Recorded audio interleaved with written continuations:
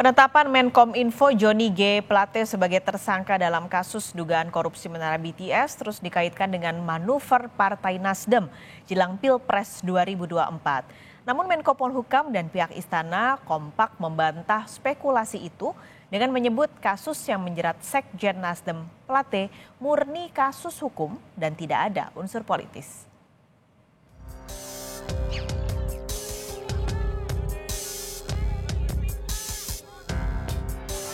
Menko Polhukam Mahfud MD buka suara soal tudingan isu politisasi di balik penetapan Johnny G. Plate sebagai tersangka dalam kasus dugaan korupsi proyek menara BTS 4G.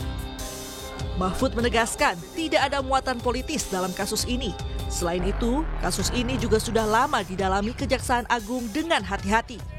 Mahfud menyebut Kejagung telah mengantongi 2 alat bukti kuat sehingga cukup untuk menetapkan Johnny G. Plate sebagai tersangka.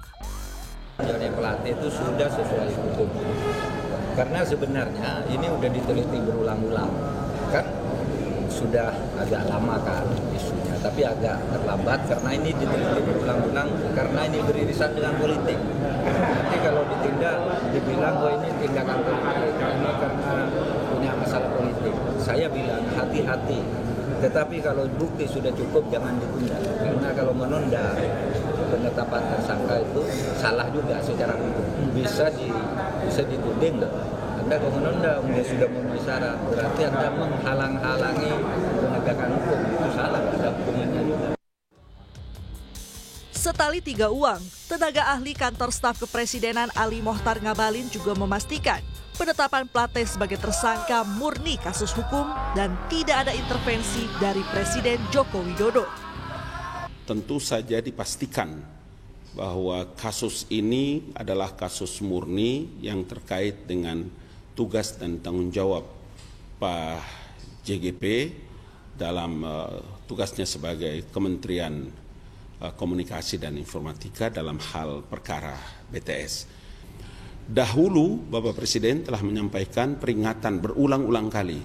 Dalam setiap kesempatan Bapak Presiden telah menyampaikan kepada para menteri, para wakil menteri, para kepala lembaga agar jangan pernah sekali-sekali punya masalah dengan hukum, karena kapan terjadi dengan masalah hukum maka tidak akan mungkin Presiden bisa memberikan privilege atau mengintervensi dalam penyelesaian kasusnya.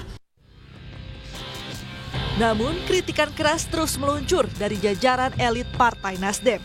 Ketua DPP Nasdem Willy Aditya menyebut aparat penegak hukum di masa pemerintahan Jokowi kerap melakukan tindakan semena-mena terhadap rakyat. Willy menuding adanya politisasi dalam proses penegakan hukum tak lepas dari sosok presiden yang merupakan petugas partai. Hari ini aparat penegak hukum semena-mena melakukan politisasi hukum. Resah nggak kita? Nggak ada, Pak. Semena-mena aja ini.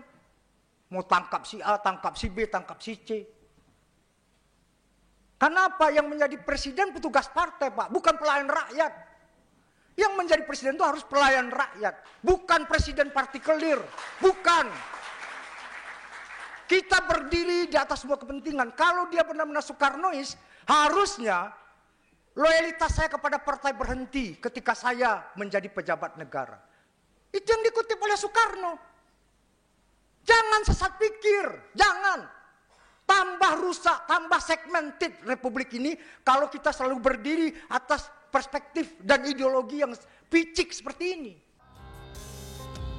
Sementara itu, PDI Perjuangan, partai yang menaungi Presiden Joko Widodo, membantah adanya motif politik di balik penetapan tersangka Menkominfo Johnny G. Plate. Soal siapa yang akan menggantikan posisi Menkominfo, PDIP memastikan itu menjadi hak prerogatif Presiden. Kan dulu intervensinya tidak ada. Jangan karena ada intervensi kemudian mau diresapel. Itu namanya memang sengaja mau dibuang. Itu yang tidak boleh. Nah sekarang kembali kepada Bapak Presiden. Apakah Bapak Presiden kita gantinya tetap dari Nasdem atau Bapak Presiden punya pilihan lain, katakanlah dari profesional? Monggo, mana yang terbaik, karena itu hak prerogatif Bapak Presiden. Sebelumnya, penetapan tersangka dan penahanan terhadap Menkom Info Johnny G. Plate santer dikaitkan dengan dinamika politik jelang Pilpres 2024. Ya, seperti diketahui, Nasdem sebagai partai asal Plate mengambil jalan berbeda dengan mengusung Anies Baswedan sebagai bakal calon presiden. Tak heran jika publik menilai kasus yang menjerat Plate adalah serangan bagi Nasdem di tengah pencapresan Anies. Sejauh ini sudah ada 6 tersangka yang terjerat kasus korupsi menara BTS 4G, termasuk Johnny G. Plate. Kejaksaan Agung memperkirakan kerugian negara dalam kasus ini mencapai 8 triliun rupiah. Tim Liputan Kompas TV.